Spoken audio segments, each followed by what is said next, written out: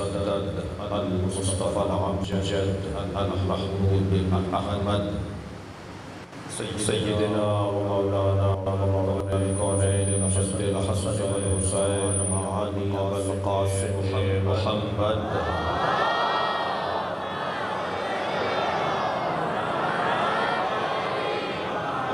وآله الطيبين الطاهرين المعصومين الذين نهى الله عن الرجس وطهر تطهيرا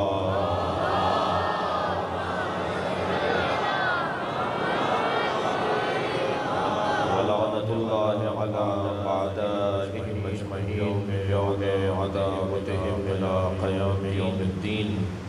أما بعد، قال الحكيم في القرآن الكريم: بسم الله الرحمن الرحيم. فمن حاجك فيه من بعد ما جاءك من العلم فقل تعالوا ندعو أبناءنا وأبناءكم ونساءنا ونساءكم وأنفسنا وأنفسكم ثم نتحل فنجعل لعنة الله على الكاذبين. صلوات.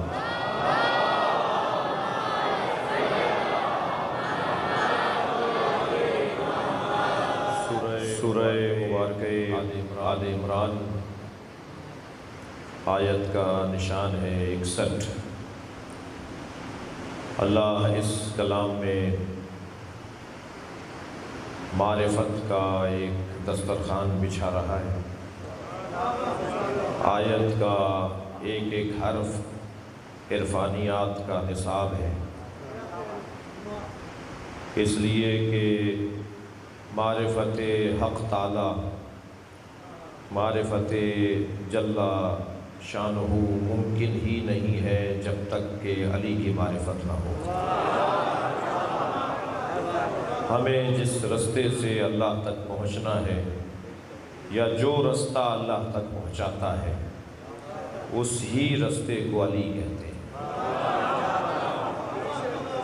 اس نام نامی کو قرآن میں کبھی سبیل کہہ کر یاد کیا گیا ہے، اس شخصیت کو قرآن میں کبھی صراط کہہ کر یاد کیا گیا ہے، اس عظیم ذات کو قرآن میں کبھی حبل اللہ کہہ کر یاد کیا ہے، اس والا مقام کو قرآن میں کبھی نور کہہ کر یاد کیا گیا ہے۔ یہ ذات ایک ہے اور صفات بہت ہیں۔ کبھی صفت نور سے انہیں یاد کیا جاتا ہے، اور نور بھی وہ جو اللہ کا نور ہو، نور بھی وہ جسے پھونکوں سے بجھایا نہ جا سکے، نور بھی وہ کہ جسے بجھانے والے کو اللہ دنیا اور آخرت میں ذلیل کرتا ہو۔ میں اگر یہ جملہ کہہ دوں کہ وَيُرِيدُونَ لِيُطْفِئُوا نُورَ اللَّهِ بِأَفْوَاهِهِمْ وَاللَّهُ مُتِمُّ نُورِهِ، کچھ لوگ ہیں جنہوں نے ارادہ کیا ہے کہ اللہ کے نور کو پھونکوں سے بجھائیں، اور اللہ تو اپنے نور کو جلا رکھے گا، زندہ رکھے گا، جلتا رکھے گا، روشن رکھے گا۔ تو ایک جملہ میں آپ کو ہدیہ کر رہا ہوں، اللہ نے علی کے دشمنوں کو اتنا ذلیل کیا ہے کہ پھونک بلائے انہیں۔ صلوات پڑھے محمد و آل محمد۔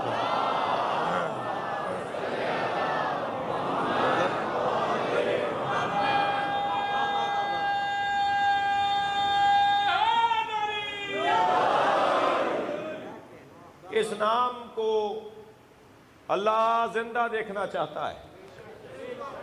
یہ نام سن 30 عام الفیل میں ظاہر نہیں ہوا، یہ نام مولا نبی کی 30 سال کی عمر میں جلوہ فگن نہیں ہوا۔ اور لفظ بہتر کرتا ہوں، یہ ذات مکے میں آنے والی نہیں ہے، مکے میں اس نے نزول ثانی کیا ہے، مکے میں اس نے جلوہ ثانی کیا ہے۔ مجھے کہنے دیجئے، اور میرے کہنے کے پیچھے میرے پاس دلائل ہیں کہ یہ وہ ذات ہے جو ہر زمانے میں نبیوں کی مدد کے لیے آتی رہی، یہی تو ہے جسے روح القدس، صلوات پڑھیں محمد و آل محمد۔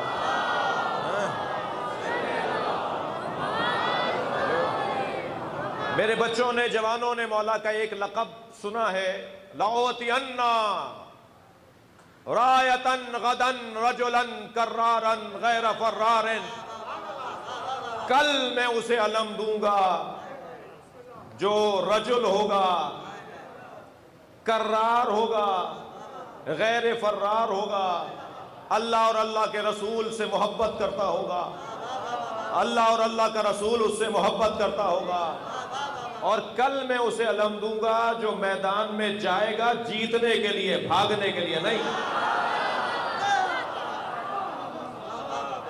وہ جو کرار کا لقب مولا نبی نے مولا علی کے لیے فرمایا، لَأُعْطِيَنَّ رَایَةً غَدًا، میں کل علم اسے دوں گا جو کرار ہوگا۔ تو کیونکہ کرار غیر فرار کے ساتھ آیا ہے، تو میرے تصور میں پہلے یہ آتا ہے کہ کرار غیر فرار کو کہتے ہیں، جو کرار ہوتا ہے وہ فرار نہیں ہوتا، جو فرار ہوتا ہے وہ کرار نہیں ہوتا۔ ذہن میں یہ آتا ہے نا، پہلا خیال ذہن میں یہ آتا ہے، جبکہ خیال اس سے بالاتر ہے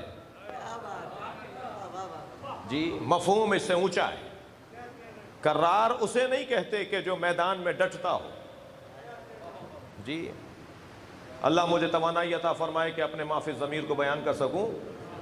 کرار اسے نہیں کہتے جو میدان میں ڈٹا رہتا ہو، بلکہ کرار اسے کہتے ہیں جو ہر میدان میں ڈٹا رہتا ہو۔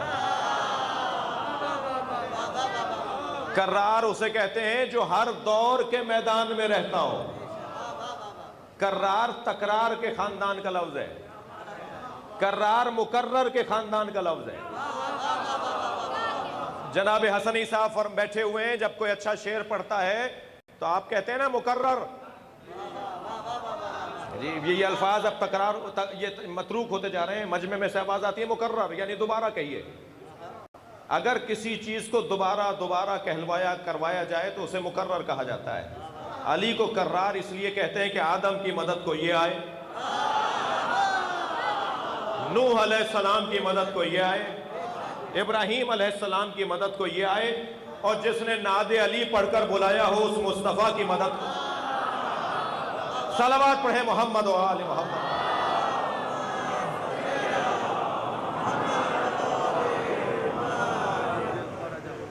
لہذا اللہ چاہتا ہے کہ یہ نام باقی رہے، زندہ رہے، ہمیشہ رہے، اور جب جلوہ فرمایا ہے سن 30 عام الفیل میں، نبی کی 30 سال کی عمر مبارک میں، تو وہ جلوہ آخر ہے، وہ جلوہ آخر ہے، وہ آخری نبی کے لیے۔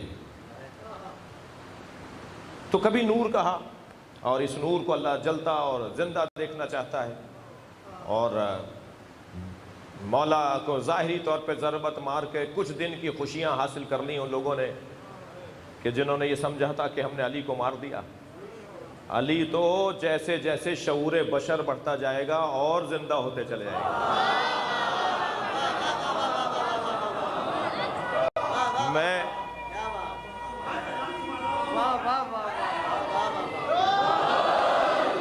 میں گزارش کروں گا ذمہ داروں سے اور علاقے کے بڑوں سے کہ تعلیم کو عام ہونے دیجئے اور تعلیم کو عام کیجئے۔ اور تعلیم ہے، مدرسے کی اور کالج کی تعلیم دو تعلیمیں نہیں ہیں۔ یہ اصطلاح ٹھیک ہو جانی چاہیے کہ وہ دنیاوی علم ہے، یہ دینی علم ہے۔ کوئی علم نہ دنیاوی ہوتا ہے نہ دینی ہوتا ہے۔ انسان ہوتا ہے جو کالج کی تعلیم کو دینی تعلیم بنا سکتا ہے، اور جو مدرسے کی تعلیم کو دنیا کی تعلیم بنا سکتا ہے۔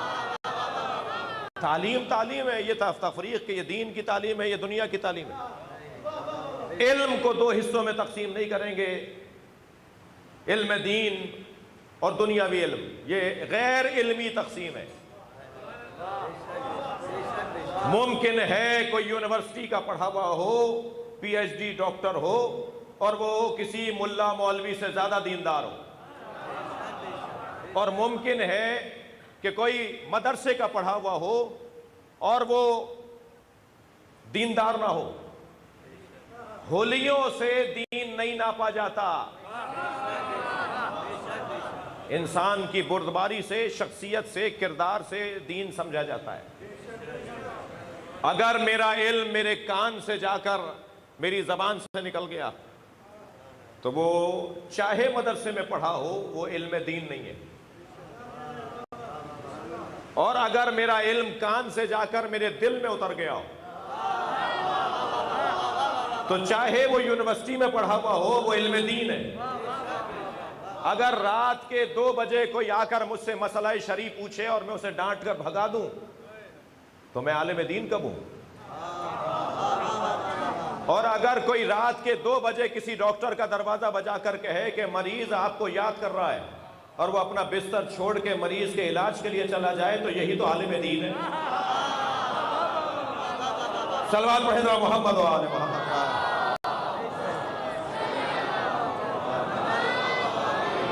جس میں انسانیت نہ ہو، جس میں خدمت خلق نہ ہو، جس میں دوسرے کی خاطر جینے کا جذبہ نہ ہو،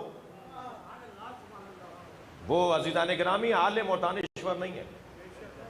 اور خبردار اس دانش کو حاصل کر کے، اس علم کو حاصل کر کے غرور نہ کرنا جو تمہیں متکبر بنا دے۔ علم اگر منکسر نہیں بنا رہا، علم اگر اپنی ذات سے آشنا نہیں کر رہا، علم اگر اپنے آپ سے آگاہ نہیں کر رہا، تو وہ عالم اور دانشور نہیں ہے، وہ حجاب اکبر کا شکار ہے۔ اس سے زیادہ گمراہ کوئی نہیں ہے کہ جسے اصطلاحیں تو بہت یاد ہیں مگر اپنی ذات یاد نہیں ہے۔ عزیزان گرامی، پروردگار عالم نے قرآن کی بہت ساری آیات ہیں جنہیں فریم کروا کے گھروں میں لگانے کی ضرورت ہے۔ تغرے بنوائیے، فریم کروائیے، خوبصورت خوش خطی سے لکھوائیے اور اپنے گھر میں لگائیے تاکہ آتے جاتے ان آیتوں پر نگاہ پڑے تو میری طبیعت اچھی ہو جائے، میں بہتر ہو جاؤں۔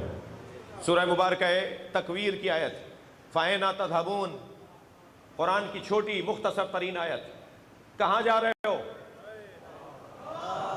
فَأَيْنَ تَذْهَبُونَ، کہاں جا رہے ہو؟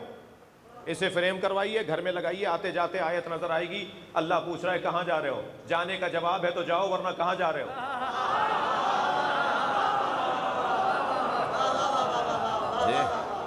اگر جانے کا جواب ہی نہیں ہے، کیوں جا رہے ہو؟ کہاں جا رہے ہو؟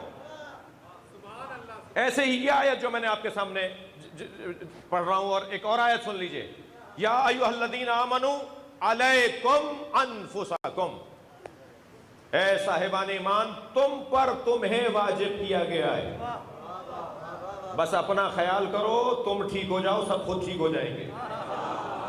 یہ جو سارے جہان کو ٹھیک کرنے والے اور اپنے سے غافل رہنے والے، وہ نہ صرف کوئی فائدہ نہیں پہنچا رہے بلکہ سب سے بڑے مفسد شاید وہی ہوتے ہیں جنہیں سب کا تو خیال ہوتا ہے کہ وہ فلاں عیب رکھتا ہے، وہ فلاں برائی رکھتا ہے، وہ فلاں کام کرتا ہے، وہ تم کیا کرتے ہو؟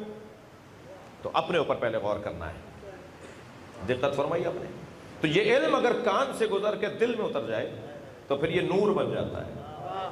میں اور لفظ بہتر کروں اور ایک مفہوم روشن کروں، عزیزان گرامی، اگر کوئی عالم ہو تو وہ ذرا ڈرا ڈرا رہے کہ کب وہ علم سلب ہو جائے، لیکن اگر کوئی ذات علم بن جائے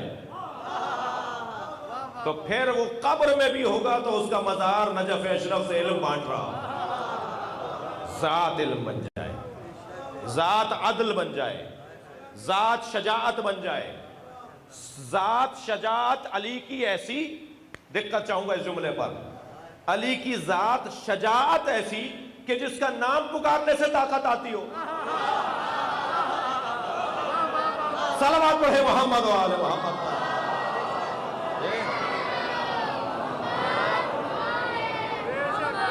ایک سردار جی کہنے لگے میرا پوتا روزانہ اچھلتے کودتے بھاگتے دوڑتے آوازیں لگاتا ہے یا علی یا علی، سکھ سردار جی۔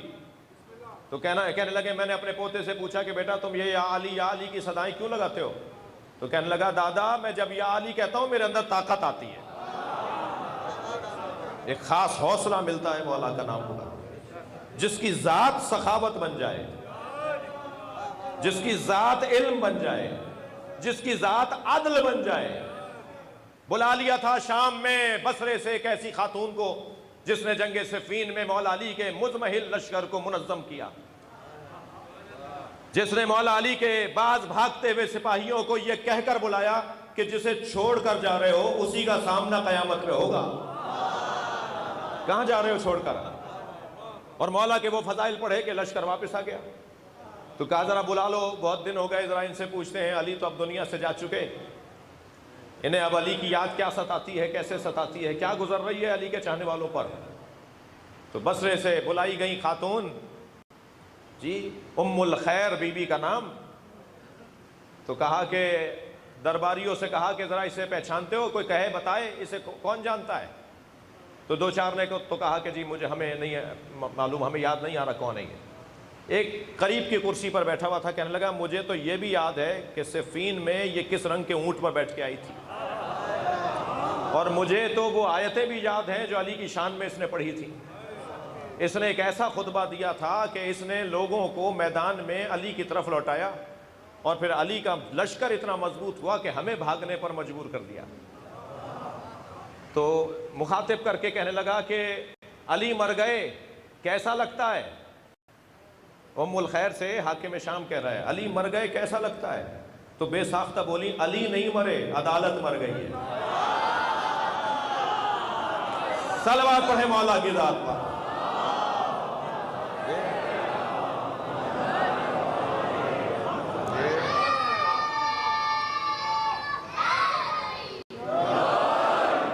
اللہ اکبر، جو ذات عدل بن جائے۔ آمادہ ہیں بات آگے بڑھے؟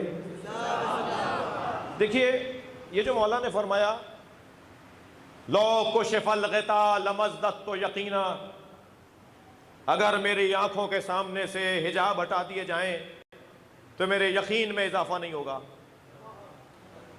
تو یقین میں تو ویسے ہی اضافہ نہیں ہوتا، یقین تو ہوتا ہی وہ عالم، وہ کیفیت ہے جو مکمل ہو۔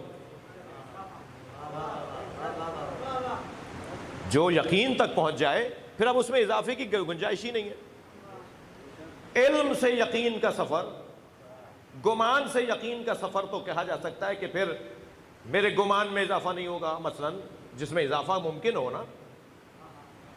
یقین میں تو کوئی اضافے کا امکان ہی نہیں ہے، تو پھر مولا کیا فرما رہے ہیں کہ میرے یقین میں اضافہ نہیں ہوگا اگر حجاب بھی ہٹا دیے جائیں۔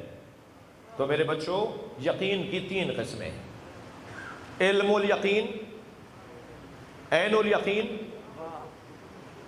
علم الیقین میں اضافے کی گنجائش ہے، پہلی قسم۔ تیسری بتاؤں گا، علم الیقین، علم میں مسلسل اضافے کی گنجائش ہے۔ کوئی دنیا میں ایسا نہیں ہے، ہماری اور آپ کی کیا حیثیت، نابغہ روزگار شخصیات کا کیا مقام، جب سرکار کو اللہ چاہتا ہے کہ بار بار کہیں قل رب زدنی علما، اے میرے حبیب بار بار کہو میرے علم میں اضافہ فرما۔ جی عزیزان گرامی، یہ گھرانہ کسی کے آگے ہاتھ نہیں پھیلاتا۔ یہ نبی اور علی کا گھرانہ اگر ہاتھ پھیلاتا ہے تو اللہ کے آگے، اور وہ بھی علم کے لیے۔ جی اے میرے حبیب مجھ سے علم مانگو، مسلسل علم مانگو۔ تو علم ہے کہ جس میں اضافہ ہے، اضافہ ہو سکتا ہے۔ البتہ میں اور آپ اور ہم اپنے علم کا مقایسہ ان کے علم سے نہیں کریں گے۔ یہ وادی بڑی حساس ہے اور وادی بڑی نازک ہے اور بڑی معرفت کی وادی ہے۔ ہمارا تو علم ہی نہیں ہے۔ ہمارا علم کیا ہے؟ چند اصطلاحوں کو یاد کر کے، کچھ آیتوں کو یاد کر کے، کچھ جمع تفریق کو یاد کر کے ہم کبھی پروفیسر کہلاتے ہیں، کبھی آیت اللہ کہلاتے ہیں، کبھی ڈاکٹر کہلاتے ہیں۔ ہمیں تو یہ نہیں پتا اس دیوار کے پیچھے کیا ہے، ہمارا علم کہاں ہے۔ تو علم تو ان کا ہے کہ جن کے پاس علم کی ساری قسمیں، علم الاشیاء بھی ان کے پاس ہو، علم الابدان بھی علی کے پاس ہے، علم ما کان و ما یکون بھی علی کے پاس ہے۔ ذرے ذرے کا علم جس کے پاس ہو، بدنوں کا علم جس کے پاس ہو، ماضی میں کیا گزر گیا جانتا ہو، آگے کیا ہوگا جانتا ہو، یہ کیفیت اگر علم کی ہو تو پھر وہ عالم کہلائے گا۔ لہٰذا ہم کتنے ہی بڑے پڑھے لکھے ہو جائیں، عالم کہلانے کے قابل نہیں ہیں۔ علامہ فہامہ تو حد ہے، اور حدوں سے گزرنے والی بات ہے۔ جی مولا علی فرماتے ہیں نحن العلماء، تھکے تو نہیں آپ؟ نحن العلماء وشیعتنا متعلمون، ہم اہل بیت عالم ہیں، ہمارے شیعہ سب شاگرد ہیں۔ لہذا ہمیں صرف شاگرد بن کے رہنا ہوگا، اور جو شاگرد بننے کی نیت سے رہ رہا ہو نا، تو وہ بچے سے بھی اچھی بات لے لے گا، اور جس نے اپنے اوپر خول چڑھا لیا ہو کہ میں تو بہت دانشور ہوں، پڑھا لکھا ہوں، تو وہ پھر کسی بڑے کے ٹوکنے کو بھی پسند نہیں کرے گا۔ لہٰذا میں ان بچوں اور جوانوں سے کہہ رہا ہوں، میری خوش قسمتی ہے کہ مجمع میں 50% سے زیادہ مجمع جوانوں کا ہے۔ پاکستان کا مستقبل بیٹھا ہے، پاکستان کا مستقبل بیٹھا ہوا ہے۔ میں ان سے مخاطب ہوں کہ اپنے آپ کو ہمیشہ شاگرد رکھنا، اپنے آپ کو ہمیشہ سیکھنے والا رکھنا، کبھی اپنے آپ کو یہ نہ سمجھنا کہ تم کچھ ہو گئے ہو۔ بس جس نے جس دن یہ سوچ لیا کہ میں کچھ ہو گیا ہوں، وہی دن اس کی واپسی کا ہے، وہی دن اس کے زوال کا شروع ہو جائے گا۔ تو عالم صرف اہل بیت ہیں، ہم سب سیکھنے والے ہیں، ہم سب مانگنے والے ہیں، ہم سب پوچھنے والے ہیں۔ مجھے خوشی ہو رہی ہے 90% لوگوں نے ماسک لگایا ہوا ہے، اور جنہوں نے نہیں لگایا ہوا کچھ دیر کے لیے ذرا اس بڑے ماسک سے بچنے کے لیے یہ والا لگا لیجئے، جو خدا نخواستہ پھر کوئی مشینوں پہ لگایا جائے، اور پھر ہمیں جواب بھی دینا پڑتا ہے مختلف فورموں پر کہ یہ قوم الحمدللہ۔ صلوات پڑھیں محمد و آل محمد۔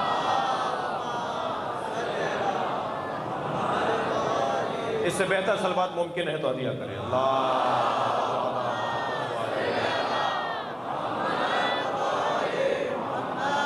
علم الیقین، میرے مضمون کو اپنے ہاتھ میں رکھیے گا۔ علم الیقین، علم الیقین وہ علم ہے، وہ یقین ہے کہ جس میں اضافہ ہے۔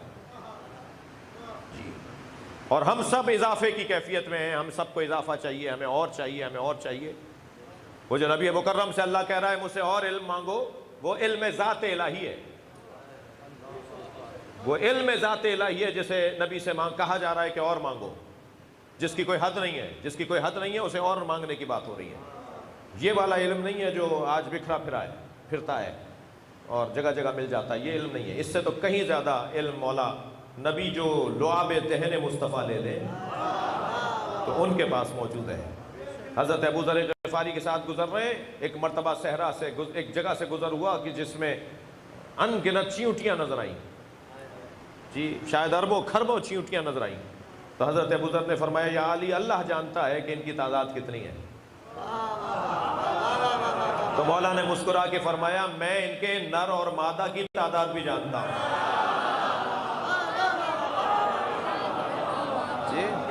تو یہ علم الاشیاء، علم الابدان، بدنوں کا علم، جی ڈاکٹر حضرات باڈی کے علم کو جان لیں تو یہ ڈاکٹر کہلاتے ہیں۔ تو بدن صرف میرا اور آپ کا تو نہیں ہے، بدن جانور کا بھی ہے، یہ ممبر بھی بدن ہے، یہ مائک بھی بدن ہے، یہ کیمرہ بھی بدن ہے، یہ بدن تو ہزاروں تو اسی جگہ گن لیں گے تو 1000 بدن تو امام بارگاہ میں نکل آئیں گے۔ بدنوں کی قسمیں، ہر بدن کی قسم اگر کوئی جانتا ہو تو وہ علم الابدان کا عالم ہے۔ بدنوں میں عزیزان گرامی بیج بھی تو ہے، درخت بھی تو ہے، پتھر بھی تو ہے، یہ سب بدنوں کی قسمیں ہیں۔ ان سب کے بارے میں جاننے والے کو علم الابدان کا عالم کہا جاتا ہے۔ یہ بھی علی کے ہاں کمال پر، اس علم ابدان میں بھی مولا کائنات یکتا ہیں، تنہا ہیں، اکیلے ہیں، علی جیسا کوئی اور نہیں ہے۔ یہ فلکیات کا علم، یہ فضاؤں کا علم، یہ ستاروں اور سیاروں کا علم، یہ زمین اور ذرات کا علم۔ ایک شخص کو دیکھا وہ کاشت کر رہا ہے، حضرت نے آواز دے کر فرمایا کاشتکار تھا، کیا چاہتے ہو، کیا بونا چاہتے ہو؟ کہنے لگا بھنڈی بونا چاہتا ہوں۔ حضرت گھوڑے سے اترے، مٹھی میں اپنی خاک اٹھائی، اور سے دیکھ کے فرمایا نہیں اس میں کدو اچھا اگے گا۔ فرمایا میں زمین کے وجب وجب کو جانتا ہوں، بالش بالش کو جانتا ہوں، میں زمین کے رستوں سے زیادہ آسمان کے رستے جانتا ہوں۔ یہ جو مولا فرما رہے ہیں میں زمین کے رستوں سے زیادہ آسمان کے رستے جانتا ہوں، یہ جغرافیہ کا علم نہیں تھا جو علی کہہ رہے تھے کہ میں جغرافیہ کا علم جانتا ہوں کہ مشرق میں کون سے ملک ہیں، مغرب میں کون سے ملک ہیں۔ میں زمین کے رستوں سے زیادہ آسمان کے رستے جانتا ہوں، یعنی زمین میں جو اللہ نے نسیں بنائی ہیں، زمین میں جو اللہ نے صلاحیتیں رکھی ہیں، زمین میں اللہ نے جو توانائیاں رکھی ہیں، علی جانتا ہے کہ ایک بالش بات کیا صلاحیت ہے اور ایک بالش بات کیا صلاحیت ہے۔ یہ علم، اس کی مثالیں موجود ہیں، میں جلدی جلدی آپ سے عرض کر رہا ہوں، اس کی مثالیں موجود ہیں کہ مولا نے کہاں کس انداز سے اس علم کا اظہار فرمایا ہے۔ جی فلکیات کا علم، علم الیقین ذہن میں رہے، ذرا گرہ باندھے رہے میرے بچے۔ فلکیات کا علم، یہ جتنا علم میں یقین، علم والا یقین بڑھے گا، علم الیقین بڑھے گا، اتنا ہی انسان کے لیے بنیاد بنے گی عین الیقین کا سفر کرنے کے لیے۔ یعنی علم الیقین کو مضبوط کریں تاکہ آنکھیں کھلیں۔ آنکھیں کھلیں گی نہیں اس وقت تک جب تک کہ معلومات کا ذخیرہ نہیں ہوگا، حقائق سے آگاہی نہیں ہوگی۔ جا رہے ہیں جنگ نہروان پر، جس سواری پر بیٹھ رہے ہیں وہ گھوڑی ہے اور پیٹ سے بھی ہے، پیٹ سے ہے گھوڑی، امید سے ہے گھوڑی۔ بہت لاغر اور ناتوان گھوڑوں اور گھوڑیوں پر بیٹھتے تھے نبی۔ مولا علی جو بھاگ نہ سکتی ہو سواری اس پہ بیٹھتے تھے۔ یہ آپ کا اور میرا شوق ہوگا کہ بھاگنے والی سواری، صلوات پڑھیں محمد و آل۔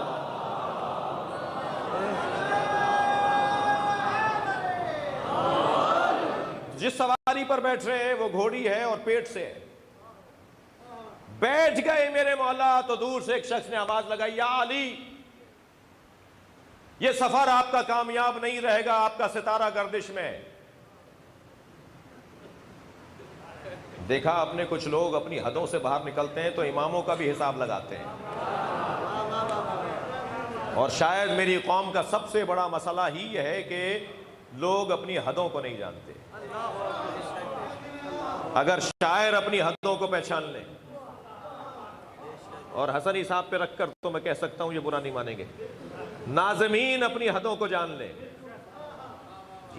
علماء اپنی حدوں کو پہچان لیں، عوام اپنی حدوں کو پہچان لیں، ہر شخص جان لے کہ اس کے آگے جاؤں گا تو پر جل جائے گا، تو قوم کے مسئلے ہی حل ہو جائیں۔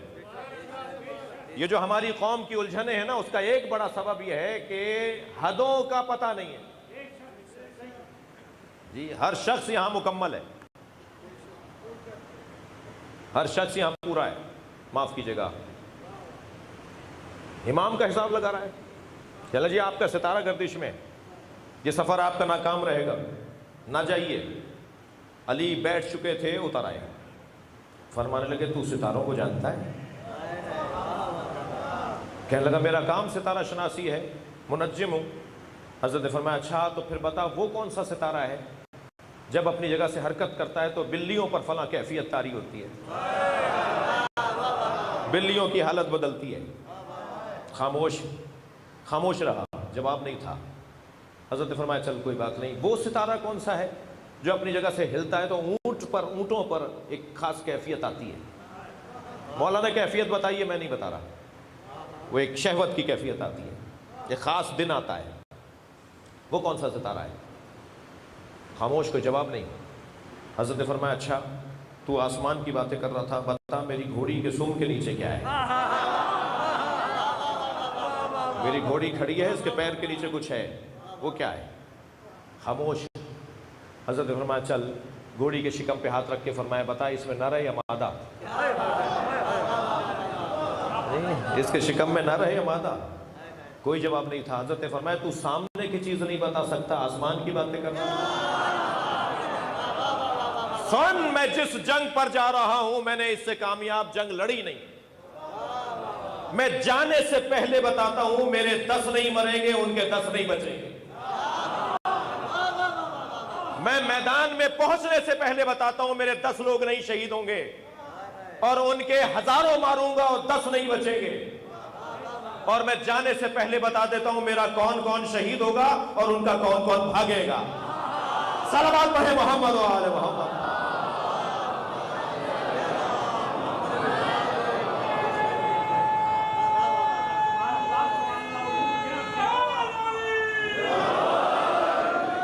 علم الابدان، علم الاشیاء، علم ما کان وما یکون۔ یہ علم کی کیفیت سے جب انسان باکمال ہوتا ہوا گزرے گا تو پھر علم الیقین سے عین الیقین کی طرف بڑھے گا۔ پھر آنکھیں کھلیں گی بھائی، پھر حجاب ہٹیں گے، پھر چشم برزخی کھلے گی، پھر جو مرنے والے دیکھتے ہیں وہ زندہ دیکھیں گے۔ جو لوگ مرنے کے بعد دیکھ رہے ہوتے ہیں، کچھ لوگ زندگی میں دیکھ لیتے ہیں، مگر وہ بہت کم ہوتے ہیں، ڈھونڈنے سے ملتے ہیں۔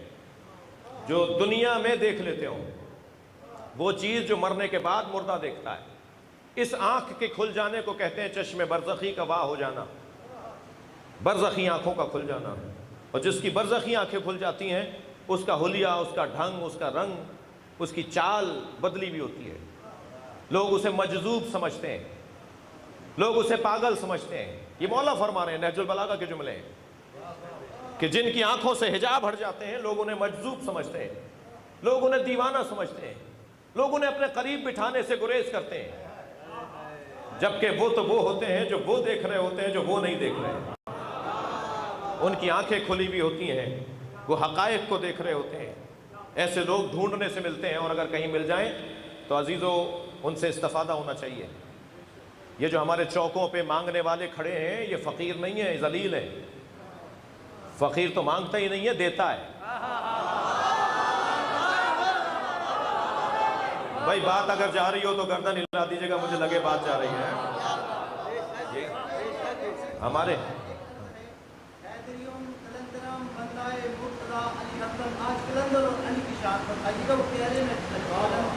صلوات پڑھیں گے محمد و آل محمد۔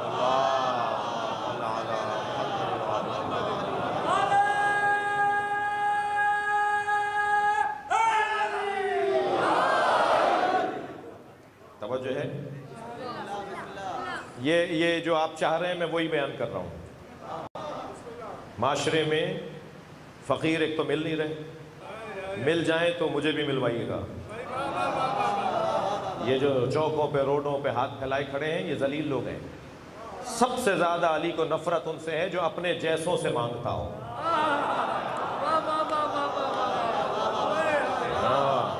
مولا کو شدید نفرت ہے ان لوگوں سے جو اپنے جیسوں کے آگے ہاتھ پھیلاتا ہو۔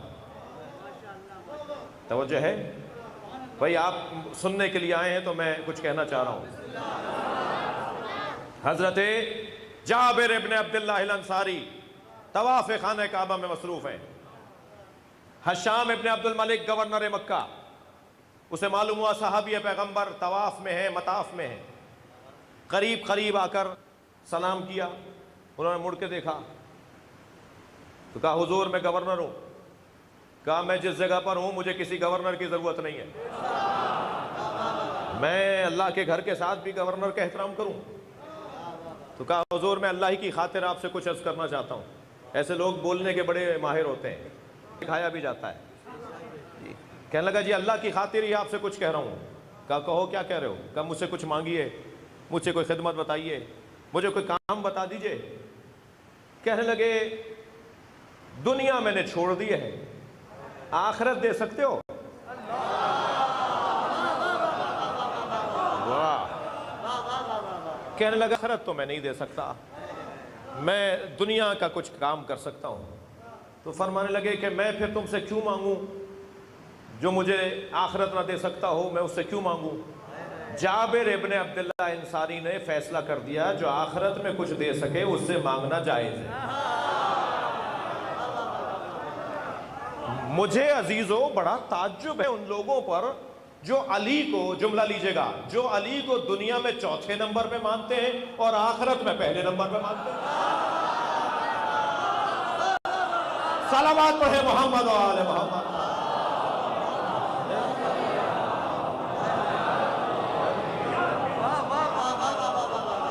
आखिरत में अली के बगैर गुजारा नहीं है और दुनिया में अली चौथे नंबर पर है। भाई जब बिलाखिर तुम्हें अली से ही काम पढ़ना है, और जरा थक कर न सुने इस जुमले को, माशरे में मैंने बड़े मुरीद देखे हैं जिन्होंने पीरों को मरवाया है। मेरा पीर ऐसा, पीर कहता है ये कह रहा है मुझे नहीं पता, मेरा मुरीद बता रहा है कि मैं ऐसा हूं, मुझे तो नहीं पता कि मैं ऐसा हूं। भाई हद में रहो, हद में रखो। तो जो है जुमला दिया करूं, सहाबियात बैठी हैं, उम्महातुल मोमिनीन बैठी हैं, हजरत आयशा तशरीफ फरमाएं। एक सहाबिया ने आवाज देकर कहा, या आयशा जन्नत में आप नबी की ज़ौजा होंगी। बीबी ज़हरा को देखकर कहा, आप अली की ज़ौजा होंगी। जोड़ा कौन सा बड़ा होगा? सवाल है। आप नबी की ज़ौजा होंगी वो कह रही है, और जनाब ज़हरा से कहा कि आप अली की ज़ौजा होंगी, जोड़ा कौन सा बड़ा है? हज़रत आयशा ने उसे जवाब देना भी पसंद नहीं फरमाया, और जनाब ज़हरा को देखकर फरमाया, लैतनी कुन्तु शारता रासिक, फातिमा काश तो मैं तुम्हारे सर का एक बाल होती।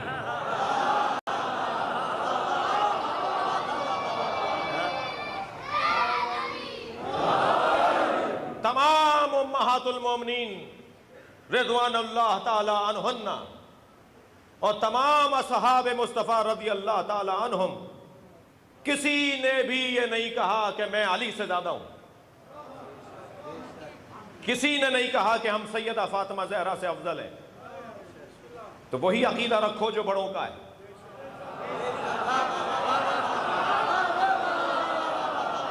भाई सलवात पढ़ने मोहम्मद व आले मोहम्मद।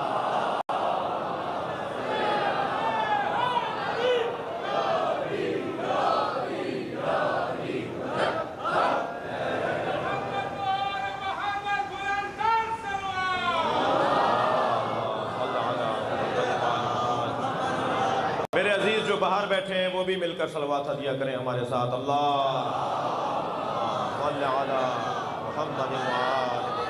इससे बेहतर और बुलंद सलवात नबी की ज़ात में।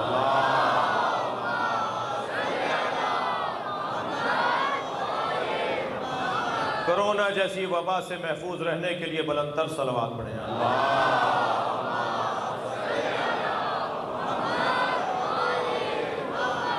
हमारे फोर्सेस के इदारे, हमारे इंतज़ामी इदारे, रियासती हुकूमती इदारे जो खिदमात में, डॉक्टर, पैरामेडिकल स्टाफ जो इस वक्त खिदमत में मसरूफ़ हैं, उनकी हिफाजत के लिए बुलंदतर सलवात पढ़ें।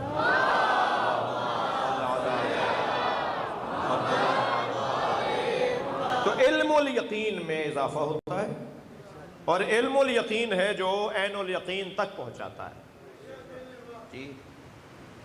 और ऐनुल यकीन यानी आंखों से हिजाब का हट जाना। तो फ़कीर जो है ना, वो है कि जो अल्लाह से क़ुर्ब रखता हो और अल्लाह को गनी मानता हो। फ़कीर उसे कहते हैं जो अल्लाह को गनी मानता हो, और जो मांगने वाला है अपने जैसा, उसको मौला पसंद नहीं करते, उसे शदीद नफ़रत है उससे। अलबत्ता कभी कोई वाकई फ़कीर मिले तो उसके साथ चंद लम्हे ज़रूर गुजारिए। जितनी देर आप उसके साथ बैठेंगे आपको कुछ ना कुछ ज़रूर मिलेगा। मैं सांगड़ से टंडो आदम आ रहा था, रास्ते में रेलवे क्रॉसिंग है, फाटक बंद था, हमारी गाड़ी रुक गई। तो मैंने रेलवे क्रॉसिंग के फाटक पर उसकी छोटी सी नाटी सी दीवार होती है, उस पर एक फ़कीर को बैठे देखा। इसी हुलिये में रहता हूँ, आपका नौकर हूँ। तो उसने मुझे हुलिये में देखकर ये तो समझ लिया कि ये अपना ही है। तो दूर से उसने मुझे सलाम के साथ या अली मदद कहा। तो सलाम के साथ जब उसने या अली मदद कहा तो मुझे और यकीन बढ़ा कि फ़कीर है मगर सच्चा है। जो बैलेंस बिगाड़ के चलता हो, जो बैलेंस बिगाड़ के चलता हो, वो गैर मुअतदिल जो इंसान हो, उसकी इस्लाह की ज़रूरत होती है। मगर जो एतदाल के साथ चल रहा हो, उससे पहले उसका एहतराम ज़रूरी है। वो बड़ी मेहनत करके यहाँ तक आया होता है। اس نے سلام کے ساتھ مجھے یا علی مدد کہا تو میں نے فوراً اسے سلام کا جواب بھی دیا اور مولا علی مدد کہہ کر بھی جواب دیا. تو کہنے لگا کچھ دوں؟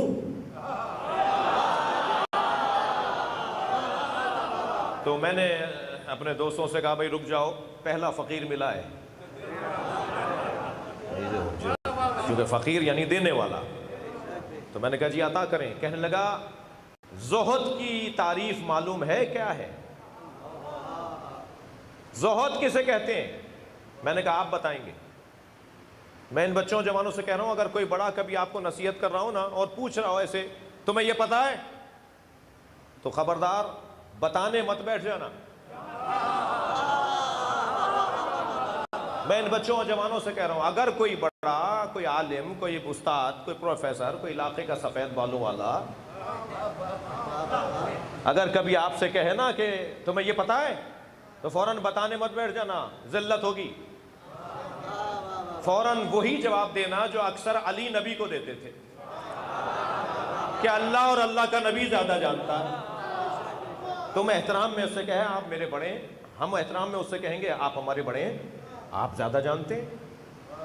تو جب آپ نے ان کا دل مول لیا اور انہیں اپنا بڑا مان لیا تو پھر دیکھیے گا کتنی عطائیں ہوتی ہیں.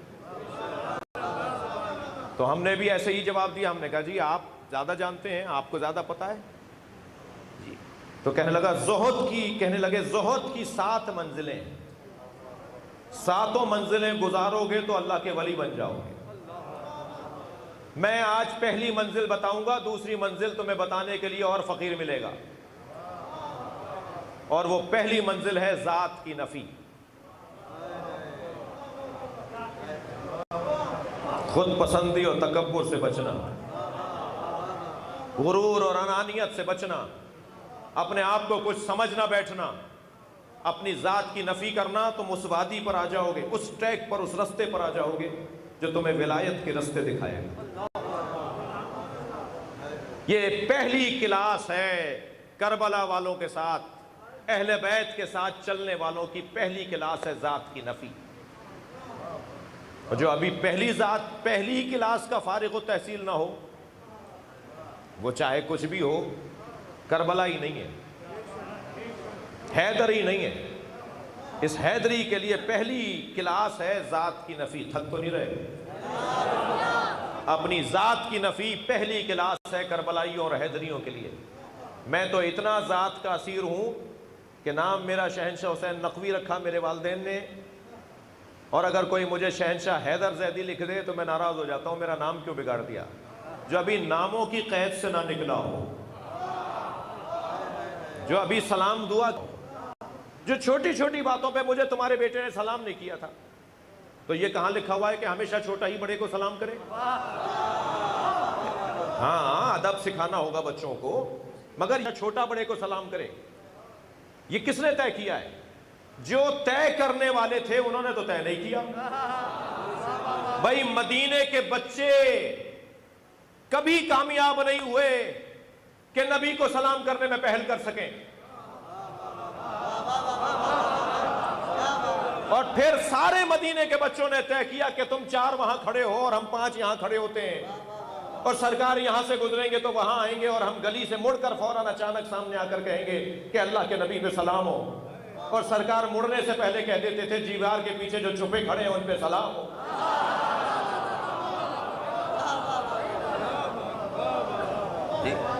نبی سے بڑھ کر کوئی ہے؟ سرکار دو جہاں سے بڑا کوئی ہے؟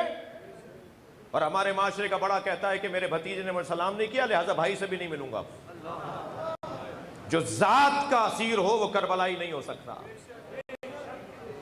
وہ حیدری نہیں ہو سکتا. اپنی ذات سے ہاتھ اٹھانا ہوگا، اپنی انانیت سے ہاتھ اٹھانا ہوگا. ہے مشکل کام مگر کرنے کا ہے. توجہ کر لیا آپ نے؟ تو حق الیقین یہ وہ آخری منزل ہے، علم الیقین، عین الیقین. اور عین الیقین پر جب کچھ عرصے قائم رہ سکے، بڑا مشکل ہے قائم رہنا. بعض بچے اور جوان کہتے ہیں کہ جی ہمیں وہ چیز کیوں نظر نہیں آتی جو کسی اور کو آ جاتی ہے، ہم متحمل نہیں ہیں، مر جائیں گے، برداشت نہیں کر پائیں گے. مجھے ابھی اگر معلوم ہو کہ مثال کے طور پر مثلا اس ممبر کے نیچے فلاں چیز رکھی ہوئی ہے، پڑھ سکوں گا مجلس؟ تو بھائی ہمارا جاہل رہنا ہی ہمارے حق میں، بعض چیزوں میں ہمارا جاہل رہنا ہمارے حق میں، اس لیے کہ ظرف اس قابل نہیں ہے۔ وہ جو علم الیقین سے عین الیقین کا سفر کرتے ہیں وہ بڑے لوگ ہیں، اور عین الیقین والے جن کے آنکھوں سے حجاب ہٹ جائیں، جو سب کچھ دیکھ رہے ہوں، جی جو سب کچھ دیکھ رہے ہوں، وہ کتنے متحمل ہوں گے، کتنے وزین ہوں گے، کتنے ثقیل ہوں گے، کتنے وزنی لوگ ہوں گے۔ اس کے بعد کی منزل ہے جس پہ علی فائز ہے، اور وہ ہے حق الیقین، جو خود یقین بن جائے۔ لہذا مولا فرما رہے ہیں اگر میری آنکھوں کے سامنے سے حجاب ہٹا دیے جائیں تو میرے یقین میں اضافہ نہیں ہوگا۔ اس سے بڑی کلاس ہی نہیں ہے حق الیقین کی کلاس۔ بحث اپنے مضمون کے محور پر ہے، اور محور گفتگو یہ ہے کہ پروردگار عالم نے اس ذات کو سجا کر بھیجا ہے، ہر اس کمال سے سجا کر بھیجا جس کی ضرورت بشریت کو تھی۔ تمام کمالات کا مجموعہ علی کی ذات، کوئی ایک ایسی بات، کوئی ایسا کمال نہیں ہے جو علی میں کمال پر نہ ہو۔ تمام کمالات جہاں جمع ہو جائیں اسے علی کہتے ہیں، اور اللہ اس دروازے پر ہمیں اس لیے دیکھنا چاہتا ہے کہ منطق کے عین مطابق ہے، حکمت کے عین مطابق ہے، علم و دانائی کے عین مطابق ہے۔ انسان کمال طلب ہے، تھکیں گے نہیں، انسان کمال جو ہے۔ کوئی حسن کو کمال سمجھتا ہے تو حسینوں سے دوستی کرتا ہے، کوئی علم کو کمال سمجھتا ہے تو اہل علم سے دوستی کرتا ہے، کوئی شجاعت کو کمال سمجھتا ہے تو بہادروں کے قصے سناتا ہے، کوئی سخاوت کو کمال سمجھتا ہے تو اہل دل اور سخیوں سے دوستی کرتا ہے، کوئی عزت کو کمال سمجھتا ہے تو عزت والے لوگوں سے، صاحبان عزت سے دوستی کرتا ہے، کوئی کرسی کو کمال سمجھتا ہے تو صاحبان منصب سے دوستی کرتا ہے، کوئی شہرت کو کمال سمجھتا ہے تو مشاہیر سے دوستی کرتا ہے۔ اللہ نہیں چاہتا تھا کہ لوگ در در کی ٹھوکریں کھائیں، ایک ہی جگہ سارے کمالات رکھ دیا ہے۔ اس دروازے پر آ جاؤ تمہیں سارے کمال مل جائیں گے۔ صلوات پڑھیں محمد و آل محمد۔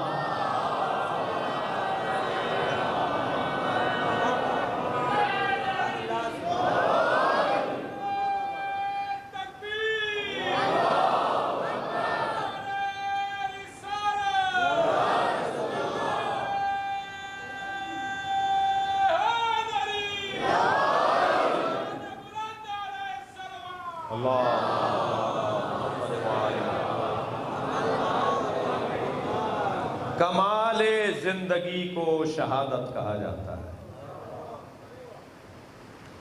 جب زندگی کمال پر پہنچے تو وہ درجہ، وہ کیفیت شہادت کی کیفیت ہے۔ بے کس میسر نشد ہی سعادت،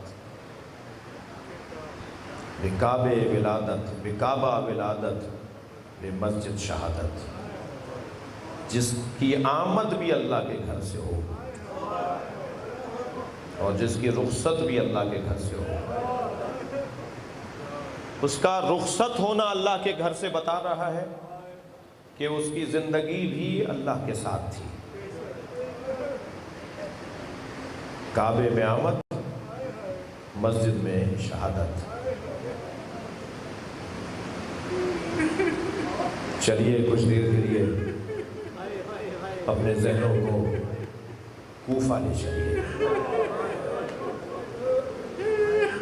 جس کے کچھ فاصلے پر نجف ہے۔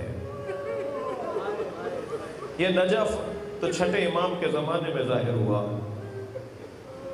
ورنہ تو یہ خشک ہو جانے والا بحر الجف، خشک ہو جانے والا سمندر، جہاں سمندر گزرتا تھا، دریا، بحر یعنی دریا۔ 3000 جگہ حجاج نے گڑھے کھدوائے کہ یہاں سے علی کی میت نکال کے لٹکاؤں گا۔ اللہ اکبر۔ لوگ اس گھرانے سے ان کی ظاہری زندگی میں بھی ڈرتے تھے، اور لوگ آج ان کی قبروں سے بھی ڈرتے ہیں۔ اور مجرم ہمیشہ بزدل ہوا کرتا ہے، یہ قاعدہ ہے، مجرم بزدل ہوتا ہے، اور بزدل کا کام تو بے حیائی ہے، بے ادبی ہے، بدتمیزی ہے، زیادتی ہے، ظلم ہے۔ تو میں علی کی قبر کیا کر رہی تھی کہ اگر اسے بنے رہنے دیتے، بنتا دیکھ لیتے، میں انہیں پتہ ہے کہ اس قبر سے لوگوں کو ہدایت ملے گی، یہ قبر لوگوں کو رہنمائی کرے گی، لوگ اس قبر پر آ کر عہد باندھیں گے، لوگ اس قبر پر آ کر وعدے کریں گے، لوگ اس قبر پر آ کر اپنی عادتیں چھوڑیں گے اور کچھ اچھی عادتوں کا وعدہ کریں گے۔ یہ قبر نہیں ہے بلکہ وعدہ گاہ ہے، میعاد ہے، جہاں عہد ہوتے ہیں، جہاں وعدے ہوتے ہیں، جہاں جانے والا وہاں پہنچ کر ویسا نہیں آتا جیسا گیا ہوتا ہے، اس کے جانے اور اس آنے میں فرق آ جاتا ہے۔ یہ قبریں، ہمیں پتہ ہے کہ ان قبروں کا، اور اہل دل کو پتہ ہے کہ ان قبروں کا نتیجہ کیا ہے، لیکن جو جانتے ہیں کہ ان قبروں سے ان کے منصوبوں پر پانی پھرے گا، ان کے منصوبے نقش برآب ہو جائیں گے، وہ پھر ان قبروں کو گراتے ہیں۔ 3000 جگہ گڑھے کھدوائے حجاج نے، یہاں سے علی کی میت نکلے گی، میں اسے لٹکاؤں گا۔ عزادارو، تم نے زندگی میں سر پہ ضربت ماری اور شہادت کے بعد قبروں کی بے حرمتی کی۔ میں ان عزاداروں کے ذریعے ان سے کہہ رہا ہوں، تم نے قبروں کی بے حرمتی کی، کیا حاصل ہوا؟ یہ تو ہمارے سینوں میں بستے ہیں۔ علی کی قبر نجف میں ہونے سے پہلے ہمارے سینے میں ہے۔ اگر دنیا میں اربوں علی کے چاہنے والے ہیں تو تم قبر کو گرانے کی جو ناپاک عزائم رکھتے ہو، پہلے ہمارے سینوں کو علی کی محبت سے خالی کر کے دکھاؤ۔ یہ عجیب طرح کا عشق ہے، یہ عجیب طرح کی دیوانگی ہے، بہت مشکل ہے، بہت مشکل ہے اس کیفیت سے دشمن ہمیں نکال سکے، ناممکن ہے۔ چلیے، زینب کے رونے کی آواز بلند ہو رہی ہے۔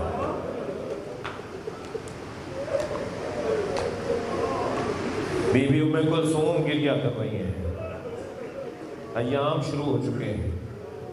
خاص طور پر عزیزو، یہ جو رات گزرے اور صبح آئے تو نماز فجر کے بعد فوراً سو نہ جانا، کچھ دیر کے لیے نوحے کی کتاب لے لینا۔ اجرکم اللہ، اجرکم اللہ۔ جو رونے آئے اپنی آوازوں کو آزاد کریں گے، شب ضربت ہے مولا کائنات کی۔ ایک نوحے کی کتاب اپنے ہاتھ میں لے لینا اور نوحہ پڑھ کر اپنی آواز کو بی بی زینب کی آواز میں ملانا، امام حسین کے گریے میں ملانا، امام حسن کے گریے میں ملانا۔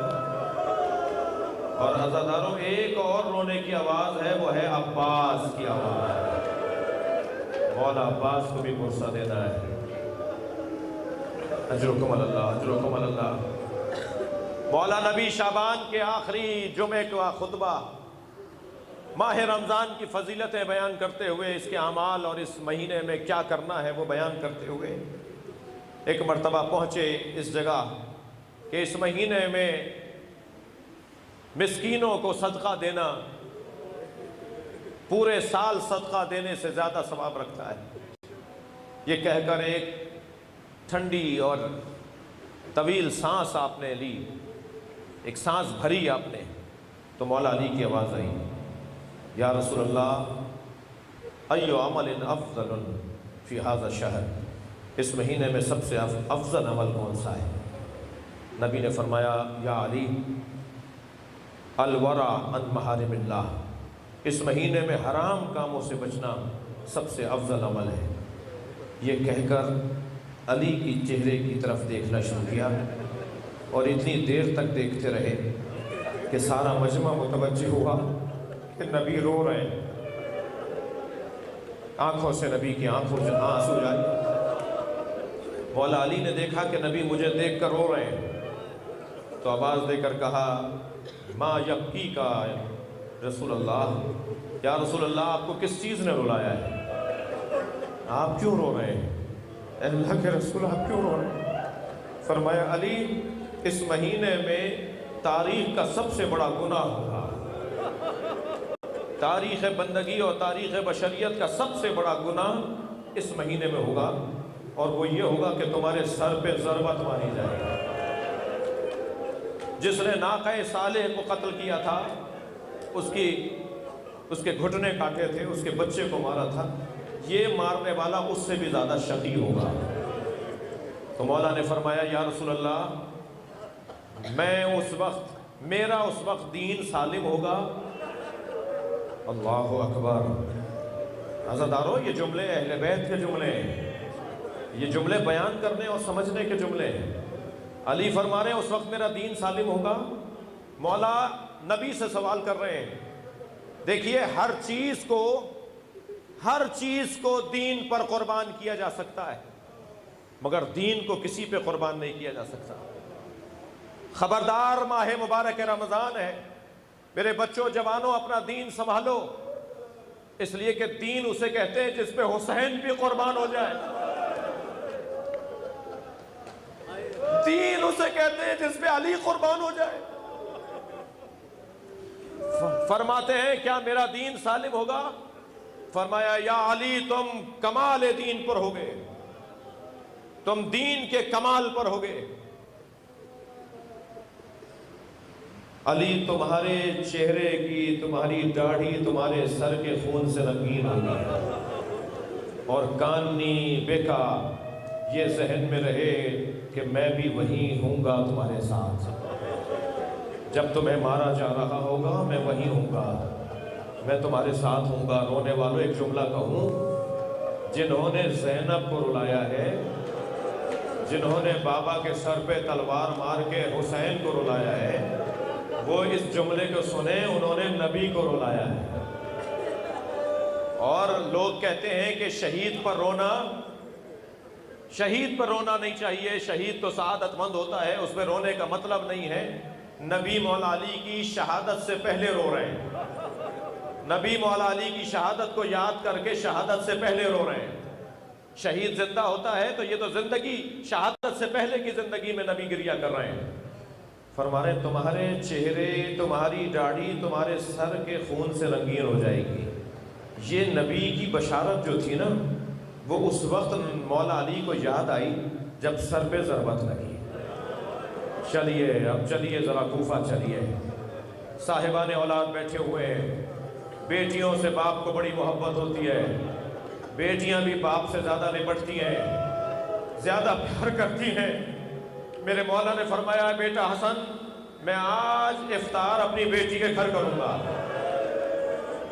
ہندوستانی فیملیوں میں، ہندوستانی خانوادوں میں ایک اصطلاح بولی جاتی ہے کہ بیٹی کے گھر کا کھانا نہیں چاہیے۔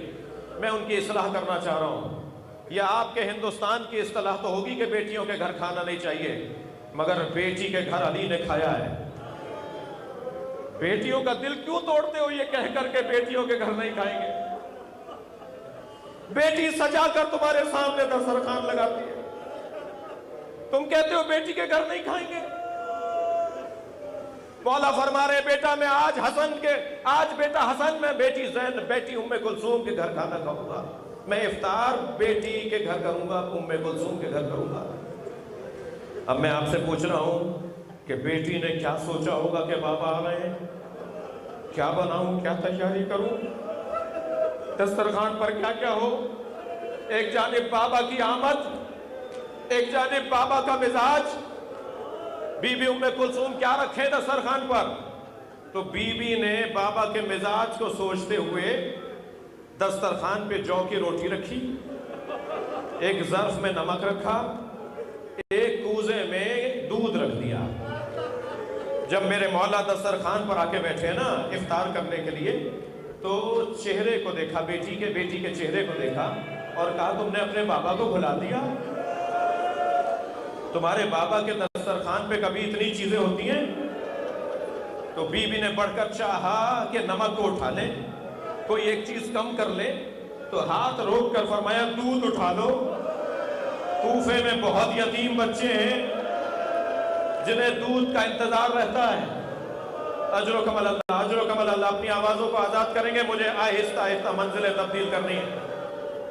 ساری رات میرے مولا ہر رات کی طرح عبادت میں مصروف رہے، مگر ہر کچھ دیر کے بعد حجرے سے نکل کے صحن میں آتے تھے اور آسمان پر کچھ تلاش کرتے تھے، اور پھر دوبارہ حجرے میں آ جاتے تھے اور پھر کچھ دیر کے بعد آسمان پر ڈھونڈتے تھے کہ کچھ مرتبہ کے بعد علی کو کچھ نظر آیا تو آواز دی ہاذہ اللیلۃ التی قد وعدت، یہی وہ رات ہے جس کا مجھ سے وعدہ کیا گیا، اور یہ کہہ کر لوٹے انا للہ وانا الیہ راجعون۔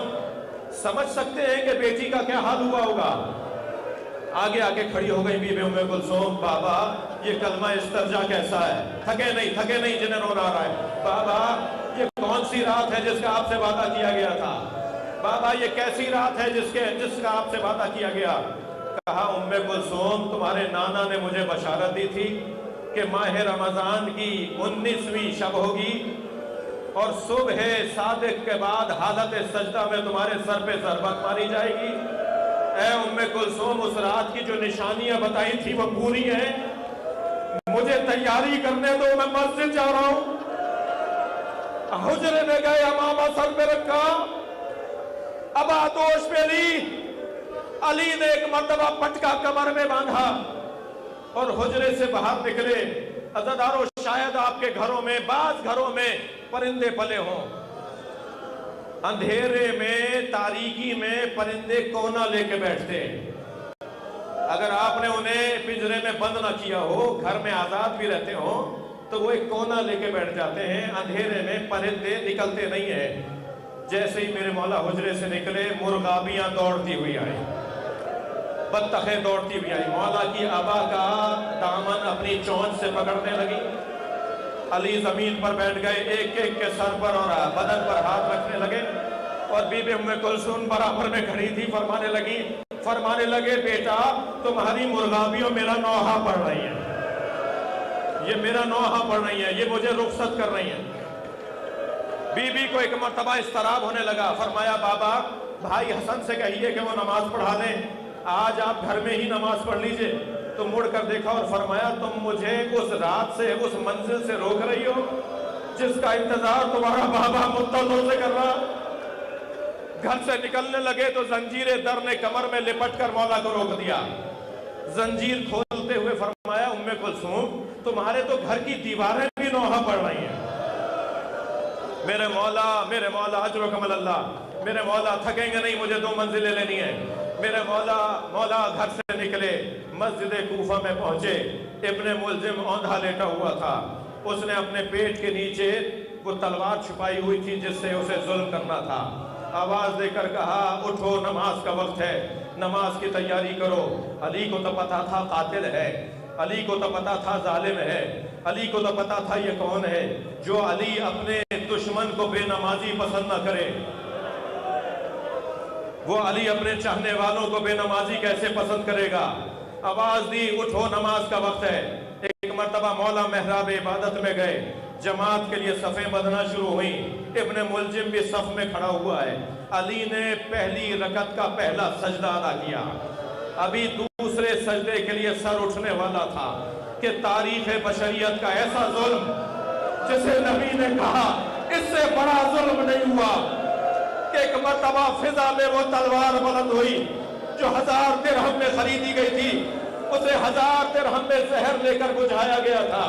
ایک مرتبہ فرق اقدس علی پر آ کے رکھی گئی اور آواز آئی الا قد تہدمت ارکان الہدی، الا قد قتل امیر المومنین۔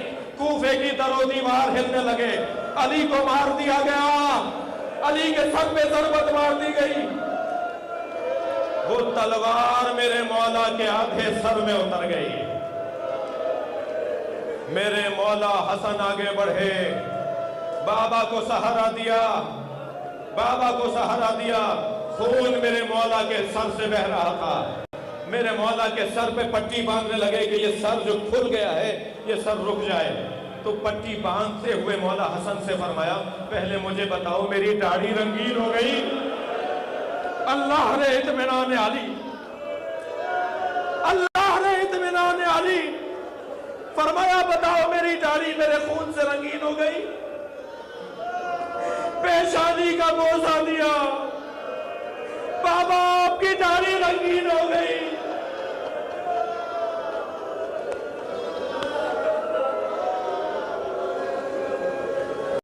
अली को मेहराब मस्जिद से लगाकर टेक देकर बिठाया। फरमाया बेटा हसन तुम नमाज को मुकम्मल करो। इमाम हसन ने नमाज को मुकम्मल किया। अज़ादारों गिरिया हो गया, मजलिस हो गई आज की। मेरे मौला हसन ने नमाज को मुकम्मल किया। अब मौला अली को ले जाने के लिए तैयारी की। मेरे मौला अली के पैरों में नालेने पहनाई गई। अली 2 कदम, सुन रहे हैं अली के चाहने वाले, बाबे खैबर उखाड़ने वाला, खंदक को फतह करने वाला, अब खुद से जाना चाहता है। 2 कदम चले, कहा हसन मुझसे चला नहीं जा रहा। बेटा हसन मेरे पैरों में दम नहीं है, मेरे पैर काम नहीं कर रहे।